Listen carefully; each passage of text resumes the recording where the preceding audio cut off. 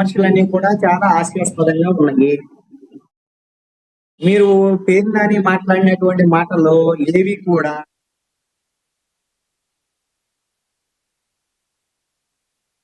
అటువంటి విధంగా పేరు నాని మాట్లాడారు. ఈ ప్రభుత్వం ఎలా కూలిపోయింది నాకు అర్థం కావట్లేదు. ప్రభుత్వం కూలిపోయింది అంటే 164 సీట్లు కూటమి ప్రభుత్వానికి ఉన్నాయి. ప్రభుత్వం కూలిపోయింది అని అంటే ఒకవేళ 3 పార్టీల మధ్య గొడవలు వచ్చినాయి అనుకుందాం, సపోజ్ కూలిపోద్ది అని జనసేన 21 మంది ఉన్నారు. మరి వాళ్ళు రాజీనామా చేసి వాళ్ళ ప్రభుత్వాన్ని విరమించుకున్నది మాత్రాన మెజారిటీ ఉంటది కదా. అదే విధంగా బీజేపీ వాళ్ళు కూడా విరమించుకున్నా కూడా 134 సీట్లు ఉంటాయి తెలుగుదేశం పార్టీకి. లేక తెలుగుదేశం పార్టీ నిట్ట నిలువున ఏమన్నా చీలిపోతే తప్ప ఈ ప్రభుత్వం కూలిపోదు.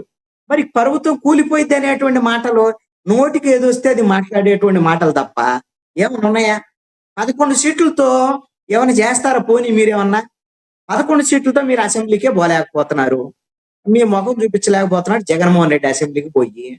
అలాంటప్పుడు ప్రభుత్వం కూలిపోయిద్దని పేరు నాని, అదే విధంగా అంబటి రాంబాబు మొన్న కడపల్లి కూడా ఇదే మాట్లాడి ఈ పిచ్చి ప్రేలాపనలండి ఇవన్నీ.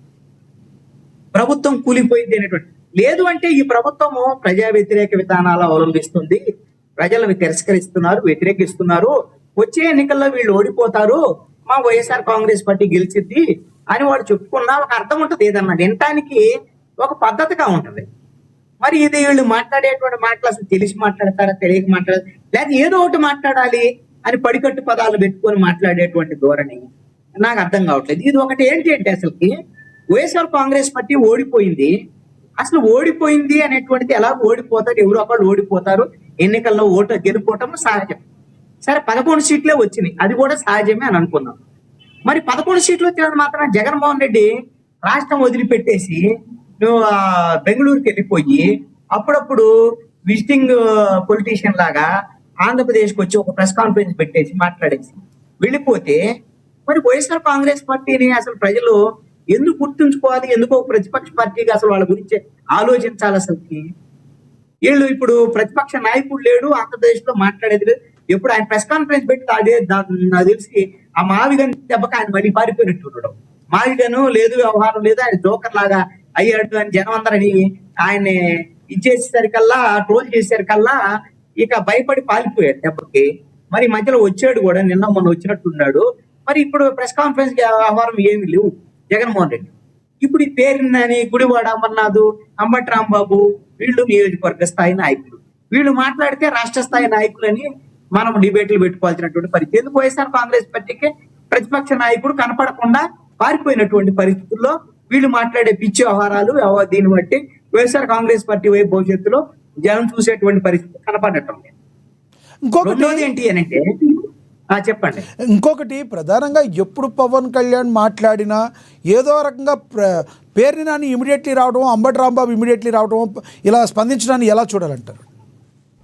ఇప్పుడు గతంలో జగన్మోహన్ రెడ్డి అధికారంలో ఉన్నప్పుడు మంత్రి పదవులు ఇచ్చాడు కదా, ఎవరిని తిట్టడానికి ఏ మంత్రిత్వ శాఖ అనేటువంటి శాఖలు ఇచ్చాడు. మీకు తెలియదు ఆ రోజున ఆ వైఎస్ఆర్ కాంగ్రెస్ పార్టీ ప్రభుత్వం ఉన్నప్పుడు పేరు నాని, గుడివాడ అమర్నాథ్, అంబటి రాంబాబు, పవన్ కళ్యాణ్ తిట్టడానికి వాళ్ళకి శాఖలు, జోగి రమేష్ వీళ్ళకి, అదే విధంగా దాడిశెట్టి రాజా కూడా. ఆ తర్వాత కొడాలి నాని, ఈ వల్లభనేని వంశీ ఇలాంటి వాళ్ళందరూ కూడా చంద్రబాబు నాయుడిని, లోకేష్ ని, వాళ్ళ కుటుంబ సభ్యుల్ని వాళ్ళని తిట్టడానికి వాళ్ళకి అప్పచెప్పినటువంటి బాధ్యత.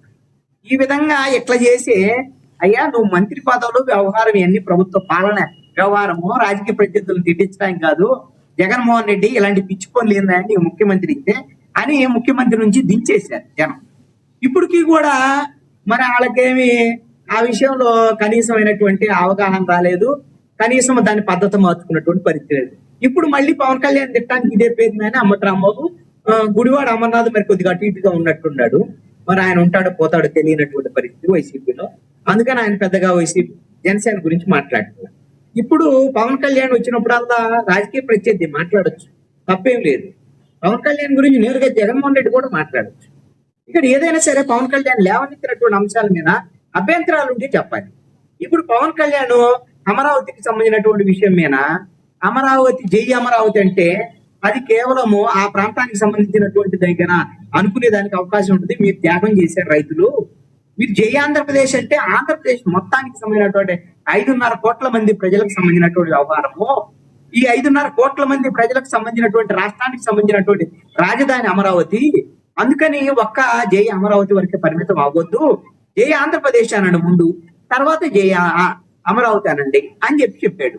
దీంట్లో ఏం నెగిటివ్ ఉందండి?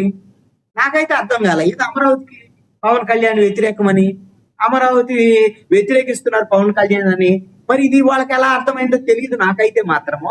ఇది అర్థమైనటువంటి ఎల్ఎం మోహన్ రెడ్డి గారు కానీ ఎవరన్నా, ఇప్పుడు ఆయన ఉన్నాడు కాబట్టి అడగలం, పేరు దాన్ని అంటే నోటికొచ్చింది ఏది పడితే అది మాట్లాడాడు. అందుకనే దాన్ని మనం పట్టించుకోవాల్సినటువంటి అవసరం లేదు. ఈ ప్రభుత్వం కూలిపోతుందని తెలిసాట పవన్ కళ్యాణ్ ఈ విధంగా ఇంకో దెబ్బేస్తున్నాడు అనేటువంటి విధంగా మాట్లాడు. పవన్ కళ్యాణ్ మనం మాట్లాడిందంట ప్రభుత్వానికి చాలా సపోర్టివ్ గా మాట్లాడింది. ఈ ప్రభుత్వము వ్యవహారము రేపొద్దున వైసీపీ మళ్ళీ అధికారంలోకి రాకూడదు, వైసీపీ అధికారంలోకి వస్తే 5 ఏళ్లలో జరిగినటువంటి నష్టము భవిష్యత్తులో కూడా నష్టం జరిగింది అనేటువంటి విధంగా మాట్లాడాడు. సరే, జనం దాన్ని అంగీకరిస్తారా లేదా అనేది జనానికి సంబంధించినటువంటి విషయం. అంతేగాని తెలుగుదేశానికి వ్యతిరేకంగా మాట్లాడలేదు, అమరావతికి వ్యతిరేకంగా మాట్లాడలేదు, బీజేపీకి వ్యతిరేకంగా అసలు మాట్లాడ్డు పవన్ కళ్యాణ్. ఎలా మరి అలాంటప్పుడు పేరు నానికి అది ఎలా అర్థమైంది? నాకు ప్రభుత్వానికి వ్యతిరేకంగా మాట్లాడాడు అనేటువంటి విధంగా మరి ఆయన ఎలా అర్థం చేసుకున్నాడు? పోనీ వీళ్ళకి అర్థం కాదనుకోవచ్చు, జనాన్ని ఎందుకు మరి ఇలాగా? అదే కృష్ణారెడ్డి గారు, ఇంకొకటి ప్రజల్లో ఇంకొక డౌట్ ఉంది. ఏదైతే పెట్రోల్ డీజిల్ ధరలు విపరీతంగా పెంచేశారని ధర్నాలు చేస్తున్న వైసీపీ పార్టీ, పెట్రోల్ డీజిల్ ధరలు దేశవ్యాప్తంగా పెరిగినాయి నరేంద్ర మోడీ గారు ఆ విషయంలో, కానీ ఎక్కడ కూడా బీజేపీని విమర్శించిన దాఖలాలు లేవు. ఎందుకంటారు? ఎందుకు అనంటే ఆంధ్రప్రదేశ్ లో వైఎస్ఆర్ కాంగ్రెస్ పార్టీ ఆంధ్రప్రదేశ్ చెందినటువంటి ప్రాంతీయ పార్టీ. వైఎస్ఆర్ కాంగ్రెస్ పార్టీకి రాజకీయ ప్రత్యర్థులు ఎవరు?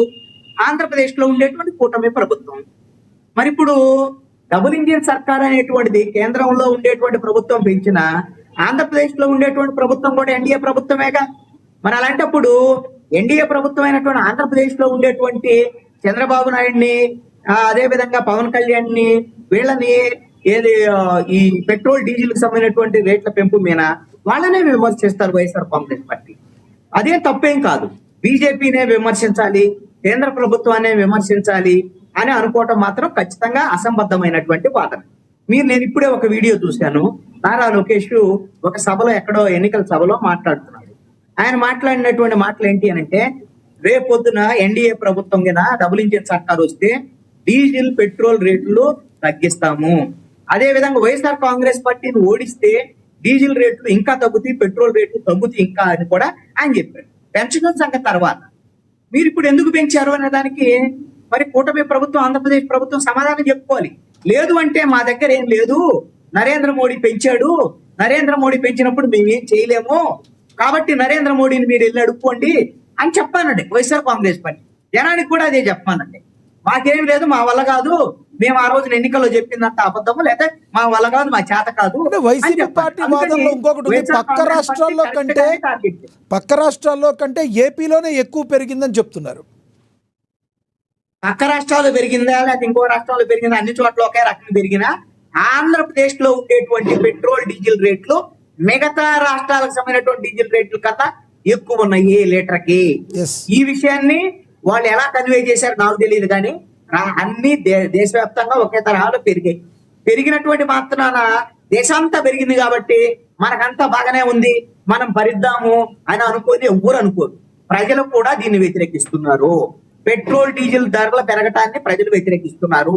నేను కనీసం వైఎస్ఆర్ కాంగ్రెస్ పార్టీ ఇప్పటికైనా సరే ఒకటైనా ప్రజా సమస్యల మీద ఒకరోజు ఉద్యమం అన్న చేసింది అనేటువంటి దాని మీద నేను అప్రిషియేట్ చేస్తున్నాను వైఎస్ఆర్ కాంగ్రెస్ పార్టీని. వాళ్ళు ఖచ్చితమైనటువంటి దారిలోకి వచ్చారు. ఈ విధమైనటువంటి ప్రజల తరపున పోరాటం చేయటం మంచిది. ఆంధ్రప్రదేశ్ ప్రభుత్వాన్ని టార్గెట్ చేయాలి, కేంద్ర ప్రభుత్వాన్ని టార్గెట్